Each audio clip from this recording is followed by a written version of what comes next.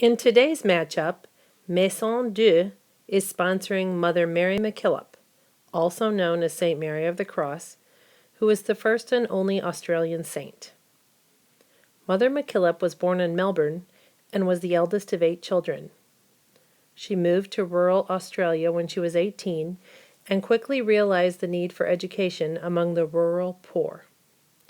Mary and some of her siblings opened a school for children in the surrounding area in an abandoned stable. The school was revolutionary because it was open to anyone who wished to learn, regardless of their ability to pay.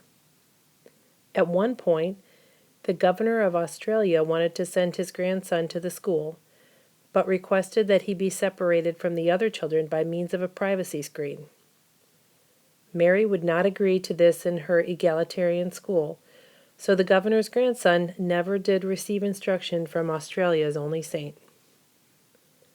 Shortly after opening her first rural school, she formed the Order of the Sisters of St. Joseph of the Sacred Heart, the first official order of religious sisters in Australia.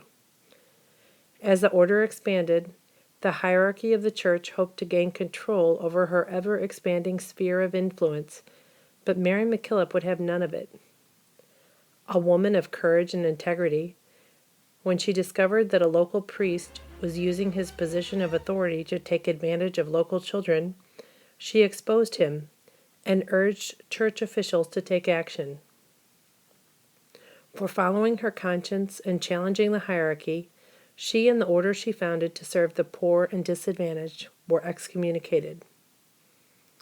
However, on his deathbed, the bishop who ordered her out of the church reversed her decision, and in 2010, Pope Benedict declared her a saint.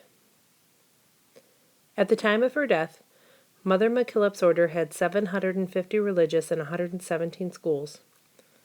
Today, the order continues to thrive and hold fast to one of her favorite sayings: "Never see a need without doing something about it." The Creative Hearts Maison is sponsoring an Englishwoman who lived in the same time period as Mother Mackillop.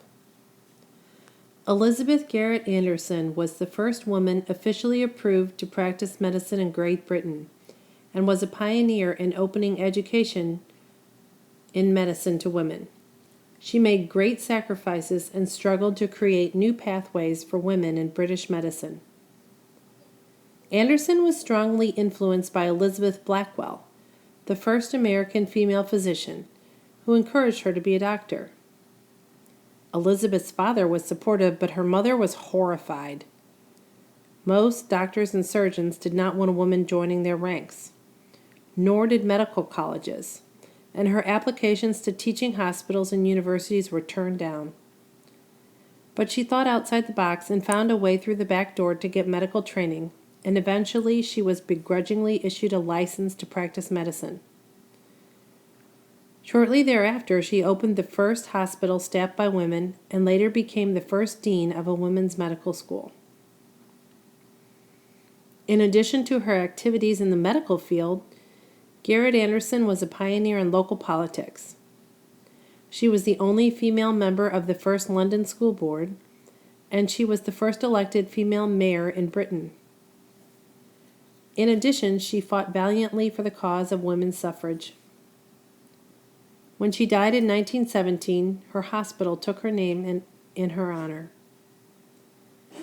Anderson had to overcome the thinking of the time that education for women caused overexertion and thus reduced their reproductive capacity, sometimes causing nervous and even mental disorders. Garrett's counter-argument was that the real danger for women was not education, but boredom, and that fresh air and exercise were preferable to sitting by the fire with a novel. It's a difficult decision today. Both women strongly impacted the world around them and changed the way society thinks of what a woman can accomplish. Don't forget to vote.